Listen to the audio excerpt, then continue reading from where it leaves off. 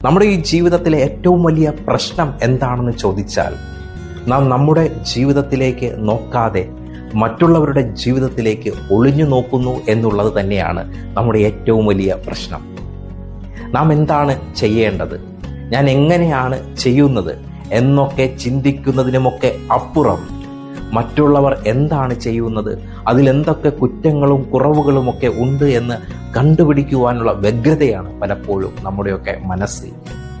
അതുകൊണ്ടാണ് പൗലോസ് അപ്പോസ്തലൻ എഫേസ്യർക്ക് എഴുതിയ ലേഖനം 4-ാം അധ്യായം 1-ാം തിരുവചനത്തിലൂടെ നമ്മോട് ഇപ്രകാരം വെളിപ്പെടുത്തി തരുന്നത്: നിങ്ങൾക്ക് ലഭിച്ച വിളിക്ക് യോഗ്യമായ ജീവിതം നയിക്കുവിനെന്ന്.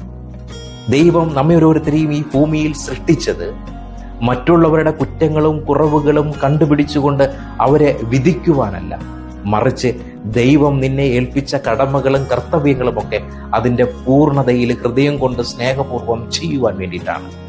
നിന്റെ വിളി എന്താണെന്ന് ചോദിച്ചാൽ, അനുദിന ജീവിതത്തിൽ നീ ചെയ്തു തീർക്കേണ്ട ഉത്തരവാദിത്തങ്ങളൊക്കെ ദൈവ മഹത്വത്തിന് സമർപ്പിച്ചുകൊണ്ട് ചെയ്യുക എന്നുള്ളതാണ് നിന്റെ വിളി. നമ്മുടെ കടമകളും ഉത്തരവാദിത്തങ്ങളുമൊക്കെ അതിൻ്റെ പൂർണ്ണതയിൽ നിറവേറ്റുവാനായിട്ട് ഉള്ളുകൊണ്ട് നാം ഒക്കെ തയ്യാറാകുമ്പോൾ അതിൽ വിജയം കണ്ടെത്തുവാനായിട്ട് നമുക്ക് സാധിക്കും.